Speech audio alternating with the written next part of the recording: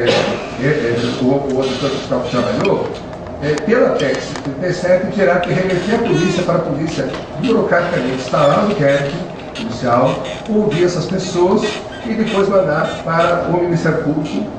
Portanto, cria assim uma amarra, e eu vejo o seguinte: nós temos que repensar o inquérito policial, e aqui eu fico à vontade até para falar do inquérito policial, doutor Lepon, e faço aqui uma revelação. Eu fui escrivão de polícia. Quando eu estudava, fazia a faculdade de Direito, eu fui escrivão de polícia 3 anos na delegacia de homicídio do DEIC. Andei pela cidade toda, caso da autoria desconhecida, eu era escrivão de polícia, então eu fazia um inquérito lá, o delegado confiava muito em mim, e eu estava lá, escrevia depoimentos, etc. Portanto, eu gosto de falar desse tema. Depois, antes de... Como é que já está prescrito ou não? Ainda que tivesse cometido o mais grave dele, já está prescrito. Mas felizmente eu não cometi nenhum ilícito. Depois disso, antes de ser procurador da República, eu fui procurador do Estado, trabalhei na Procuradoria de Assistência Judiciária, PAJ, área criminal. Naquela época não tinha defensoria pública, fazia o trabalho de defensor público, atuei em varas criminais, depois até no Tribunal do Júri. Eu vi o inquérito sobre a outra ótica, etc. Agora no Ministério Público. Então, eu fico à vontade para dizer que realmente eu vejo o inquérito como excessivamente burocratizado. E muitas vezes ele emulando o processo judicial, com formalidades típicas do processo judicial e atrapalhando a investigação. Acho que se a polícia se livrasse do modelo de inquérito policial hoje vigente, e que remonta a 1871, pelo menos, quando houve uma reforma que criou, a reforma judiciária que criou o inquérito, a polícia avançaria, a polícia se tornaria mais envolta, mais eficiente e menos burocrática. A PEC 37 tem esse grave problema. Ela, se aprovada, e aqui eu acho que não vai ser aprovada, tenho certeza disso, ela burocratizaria extremamente toda a atuação. O Ministério Público ficaria afetado, inclusive, em sua independência. Eu não poderia mais oferecer denúncia se não passasse pelo crivo da polícia, ou se fosse bater um carinho e uma homologação, colheita de provas secundárias. Então, são observações que eu queria fazer.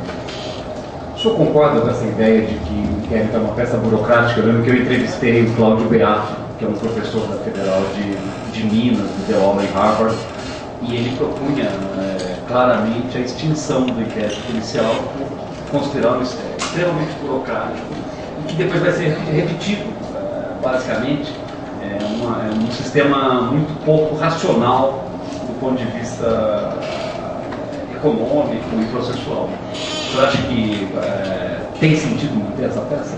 Olha, chegamos a uma primeira concordância aqui. Eu acho sim que o instrumento que é o inquérito policial, todo o debate até então, nós estamos tratando de uma atividade de Estado, investigação criminal, uma atividade desenvolvida por Polícia Judiciária. A forma de documentar, e é uma atividade, ela tem que ser documentada, ela de fato tem que ser documentada para ser controlada, evidentemente. Uma investigação por um processo oral sem documentação nenhuma é absolutamente descabida, ainda mais uma atividade invasiva dessa natureza. Mas isso temos uma concordância. A forma como foi, e curioso que o nosso Código de Processo ainda vigente, está em vias de ser mudado, ele não trouxe todo esse formalismo que culturalmente se estabeleceu para a documentação da investigação criminal no inquérito policial. Mas foi importado do processo, e há sim um monte vamos dizer assim, de burocracia absolutamente dispensável. A Polícia Federal tem trabalhado firmemente para eliminar essa burocracia, para colocar a forma de registro, inclusive por meio eletrônico, que é uma tecnologia são tecnologias absolutamente disponíveis, caminhando para e passo com o CNJ, o CNJ com seu processo eletrônico, a polícia com seu inquérito eletrônico, e, por que não dizer, uma vez consolidado, o projeto piloto dando certo, e já esperamos para o próximo ano, disponibilizar para todos os demais estados que também o façam. No entanto, eu discordo, eu concordo da burocracia, mas discordo dificuldade que seria criada para o Ministério Público se a PEC fosse aprovada, porque jogaria de forma inexorável a investigação, o procedimento administrativo que o Ministério Público receberia do Banco Central, da SEIC, de qualquer outro órgão, para a Polícia de Investigação. Se este procedimento administrativo, se essa informação da Receita vier completa, a prova documental feita, não há necessidade de fazer diligência. Pura e simplesmente se vai adiante. Agora, há casos, e aí de novo, eu particularmente no Ministério Público de São Paulo, Federal, com quem eu estou já distante da atividade executiva, né, da investigação já há alguns anos, talvez um pouco desatualizado. Mas, particularmente em relação ao Ministério Público Federal em São Paulo, são muito poucos, mas em outros lugares são mais. Há casos em que o Ministério Público recebe uma notícia de crime consubstanciada num procedimento de fiscalização, começa a fazer algumas diligências, requisitar, e o poder de requisição vai ser mantido. Se for um ofício, uma informação, um documento, faz a requisição, tem prazo legal para cumprir e pronto. Mas aí começa a fazer uma série de diligências e depois de 4, 6, 8 anos, caminhou, não chegou a lugar algum, manda para a polícia pensar no inquérito. Então isso é um problema, né? E isso existe, doutor Mário, o senhor sabe disso. Então eu acho que isso, essa forma, dá mais racionalidade ao sistema. Recebeu, a prova documental está pronta, denuncia. Está faltando uma informação do banco, de uma empresa, de uma agência, de um órgão, se ela for requisita, obviamente não precisa. Agora, ficar com essa notícia de crime por anos e depois devolver para a polícia para instalar inquérito, isso realmente prejudica a fase pré-processual. Se uma situação aberrante. Eu tenho uma pergunta que vai exatamente com esse teor. A pergunta diz o seguinte: o senhor acha correto que o Ministério Público instaure procedimentos criminais e depois de 7 ou 8 anos os remeta para a polícia investigar sem nenhum ato durante todo esse período? Isso não contribui para a prescrição dos crimes e para a impunidade? Veja, se isso aconteceu, deve talvez ter feito referência ao caso concreto, evidentemente isso seria uma anomalia. O Ministério deve funcionar e posso assegurar que se isso acontece ou aconteceu, isso é algo extremamente raro. E para isso, a coisa desse tipo existe o Conselho Nacional do Ministério Público. O delegado remeta cópia ao Conselho Nacional do Ministério Público.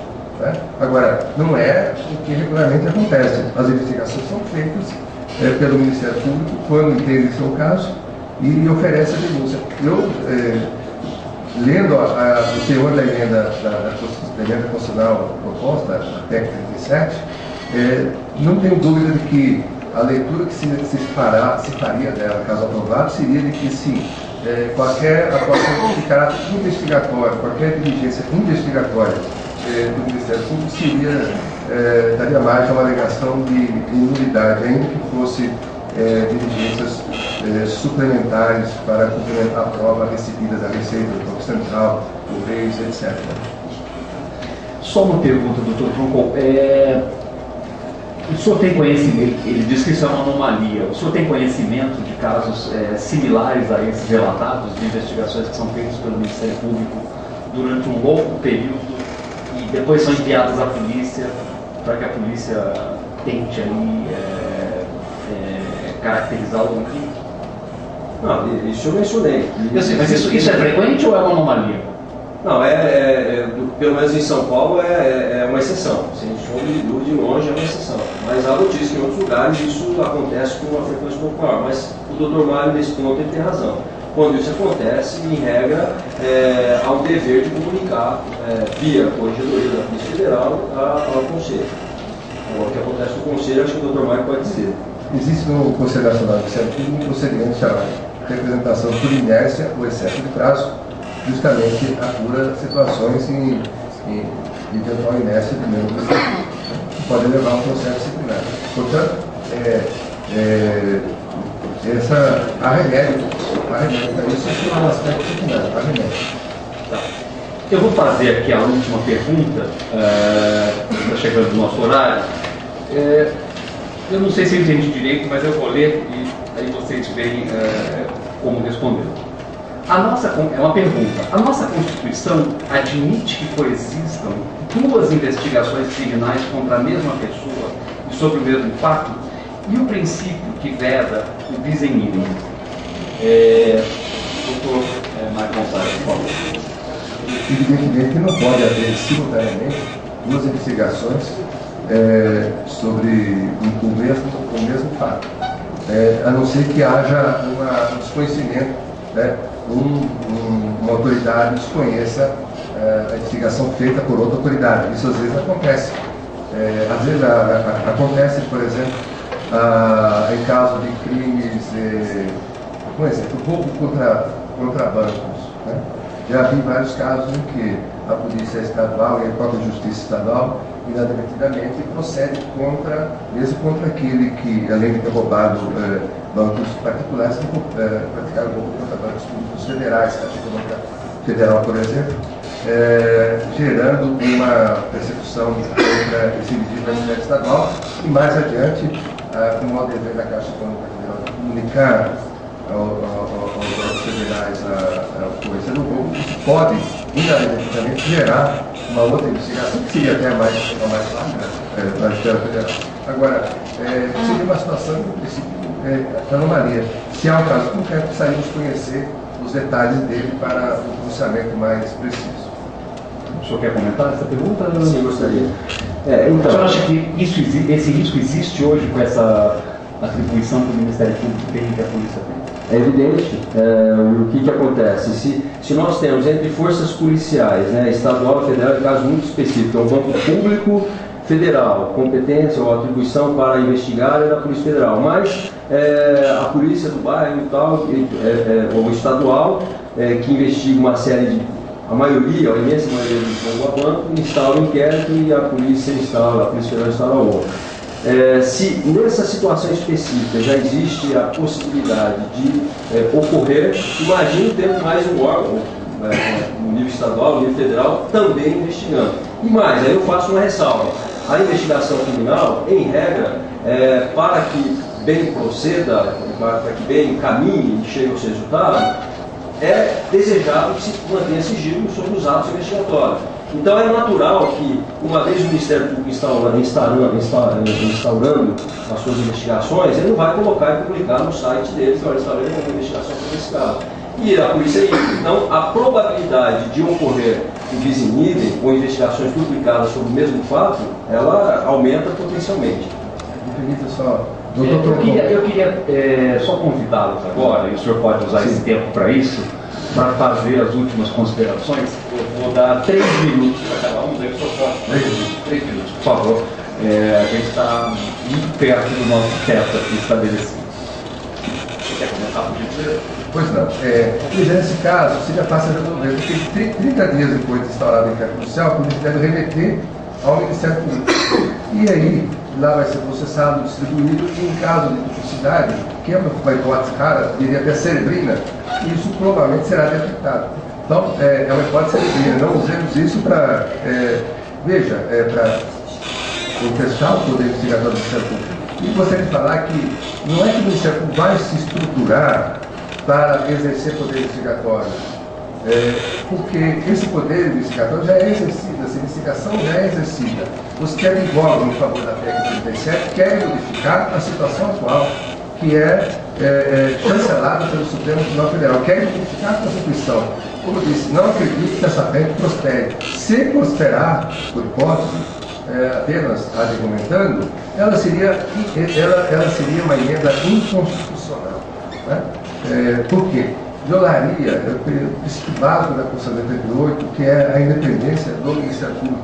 Essa independência do Ministério Público é basilar ao sistema de freios e contrapesos. Isso balançaria o sistema de freios e contrapesos estabelecido na Constituição. A Constituição de 88 quis o Ministério Público independente do poder de persecução penal para processar e fazer valer as leis penais mesmo contra altas autoridades. Da mesma maneira que a PEC 33 se aprovada, estaria sujeita a uma ação direta de inconstitucionalidade. Mas vamos ao principal. Não há não interessa à sociedade a aprovação da PEC 37. Tanto não interessa à sociedade a aprovação da PEC 37, que uma série de entes da sociedade civil tem se manifestado reiteradamente contra a PEC 37. E quem é que se manifesta em favor da PEC 37? As associações de delegados de polícia, algumas seccionais da OAB, a OAB federal ainda não se posicionou, né? E diria que nem a própria polícia, em sua interesse, apoia a PEC 37.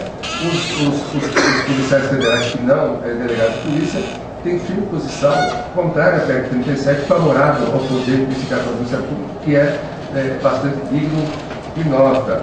Nós temos que manter esse poder investigador do Ministério Público sem prejuízo do aperfeiçoamento da polícia, que a polícia aumente os índices de elucidação de crimes, isso interessa para toda a sociedade. O Ministério Público não é adversário da polícia.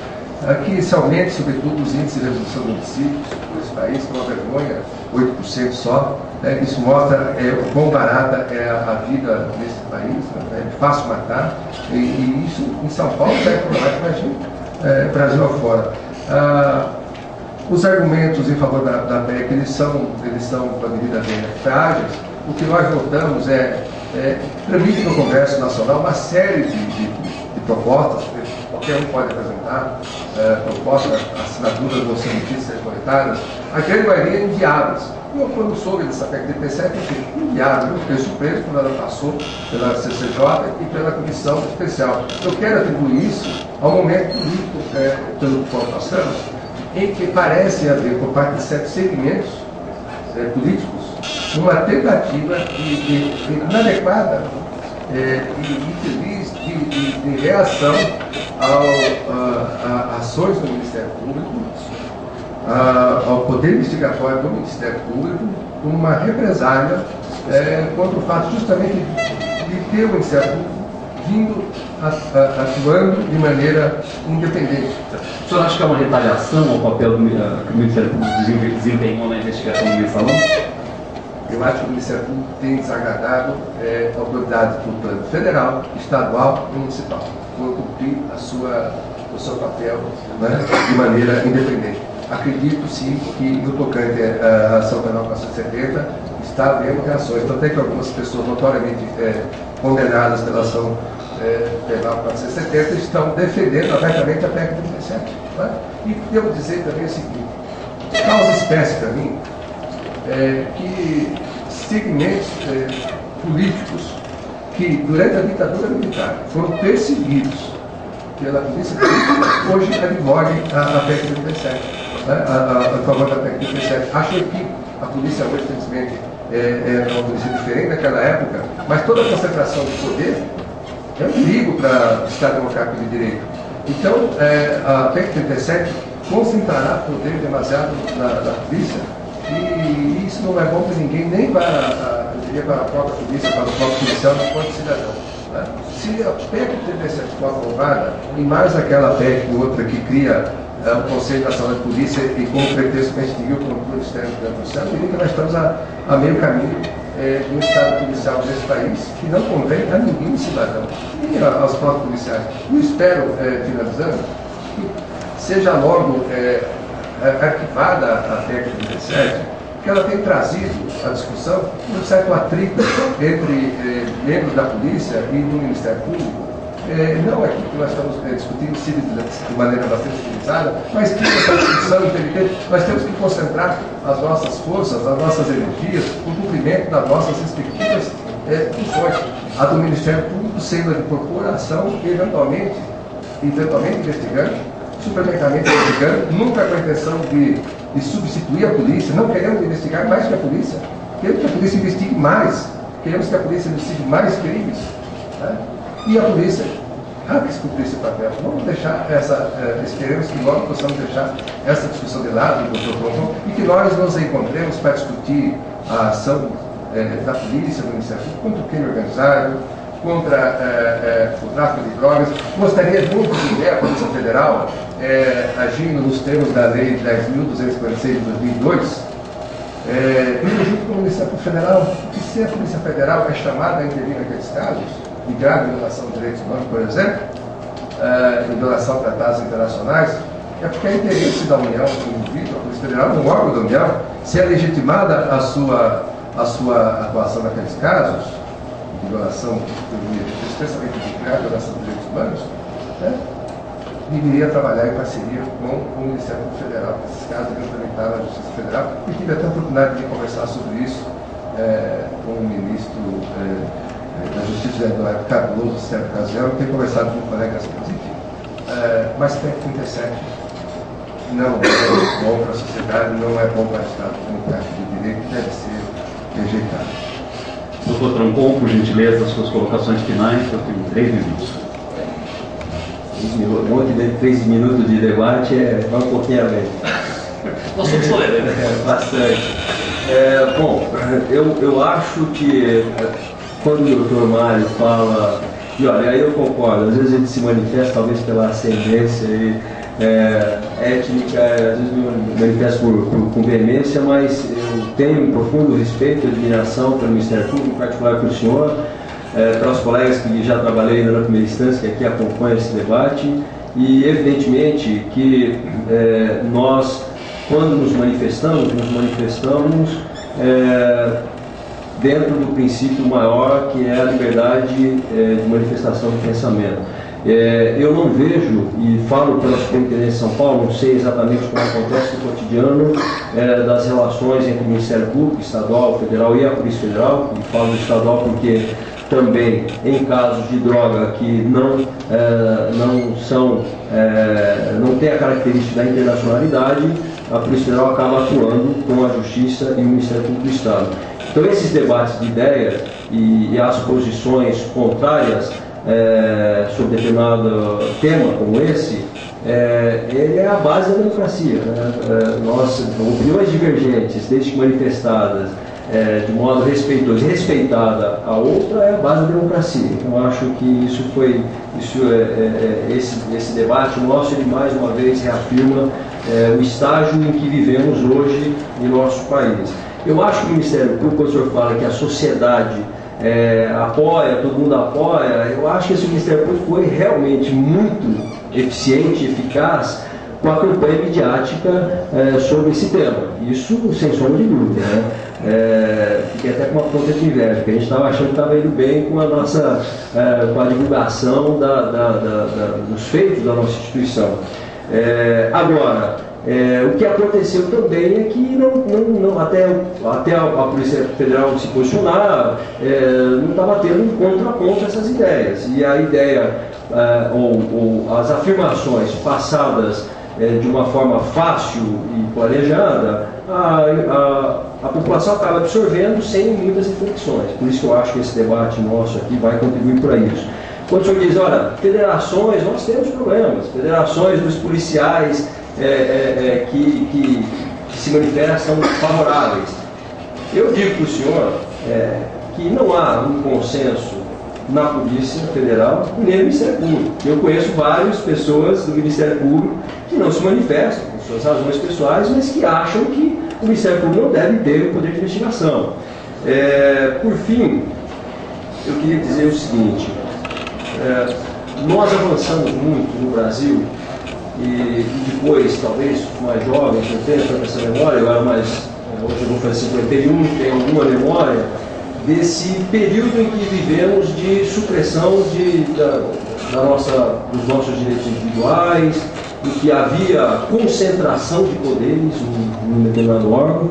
E o meu medo não é de concentração de poder na polícia, não. O meu medo é de concentração de poder no Ministério Público.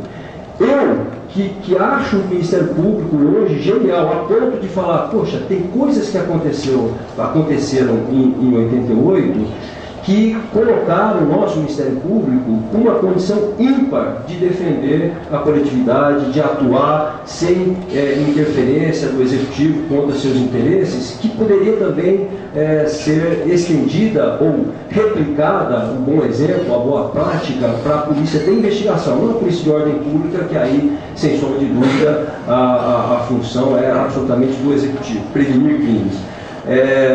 Mas eu tenho medo de que este avanço do Ministério Público nos leve a uma instituição no futuro assemelhada a uma polícia do passado que realmente uma polícia muito poderosa, no regime militar, que cometeu abusos. Eu não quero ver o nosso Ministério Público cometendo abusos. E os abusos, doutor Mário, não se cometem só com armas. Os abusos se cometem de muitas maneiras, inclusive promovendo ou investigações, ou ações civis, ou inquéritos, que são mecanismos de coerção contra determinadas pessoas. É óbvio que nós temos aqui Poder Legislativo e outros poderes e outros órgãos com um certo desgaste. E eu não estou defendendo nenhum órgão nem outro. Eu acho que em todos eles tem pessoas boas, tem pessoas más. Cabe a cada organização de Estado buscar a evolução para melhorar os seus mecanismos de prevenção e de repressão. E assim nós vamos tender essa massa que não é imutável para um dos lados, para o lado negro ou para o lado brilhante, da boa conduta, do espírito de cidadania, enfim. Então a minha preocupação é essa, é que não haja no futuro, não aconteça no futuro com o Ministério Público o que já aconteceu com a polícia no passado. Obrigado. Doutor Tronco, eu fico sossegado porque o Ministério Público é submetido ao controle externo do CNMP e não vai acontecer esse desvio.